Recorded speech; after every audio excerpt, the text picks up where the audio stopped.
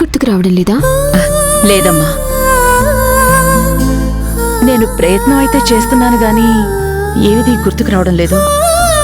మీ కూతురు కూడా గుర్తుకు రావడం లేదా? నాకు కూతురుందా? తనెక్కడుంది? రాజు మాత్రం తను నాకు మేనల్లుడని చెప్పాడు.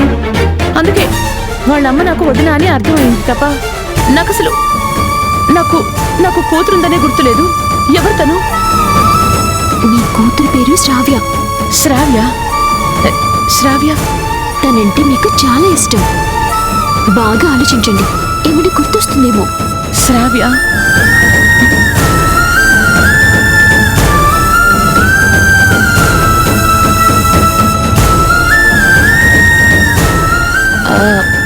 ఏమీ గుర్తుకు రావడం లేదమ్మా. అవును, నీకు నా గురించి తెలుసా? లేదు పెద్దమ్మా, నాకేం తెలీదు. మీరిక్కడికి వచ్చారు, మీరు పెద్దమ్మ అని అమ్మమ్మ చెప్పింది. అలా అయితే నాకు కూతురుందని, తన పేరు శ్రావ్య అని నువ్వెలా చెప్తున్నావు?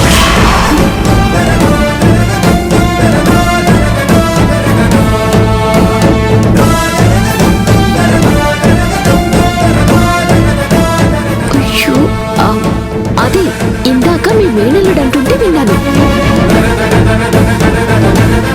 లేదమ్మా, రాజీవ్ అసలు నా కూతురు గురించి గాని తన పేరు గాని చెప్పనే లేదు. కేవలం జ్యోతి అని మాత్రమే అన్నాడు.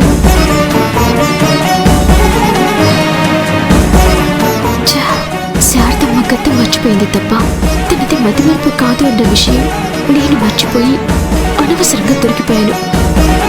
చెప్పమ్మా, నా కూతురు ఎవరో నీకు తెలుసా? తనెక్కడుందో పిలిపిస్తావా? సారీ పెద్దమ్మా, నేనే పొరపాటు పడ్డాను. మీ మేనల్లుడు జ్యోతి అంటే నేనే శ్రావ్య అని తప్పుగా అర్థం చేసుకున్నాను. సరే పెద్దమ్మా, మీరు రెస్ట్ తీసుకోండి, నాకు వేరే పని ఉంది, వెళ్ళాలి.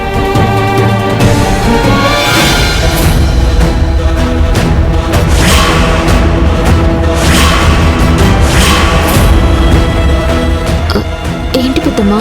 చెప్పమ్మా, నిజంగా నా కూతురు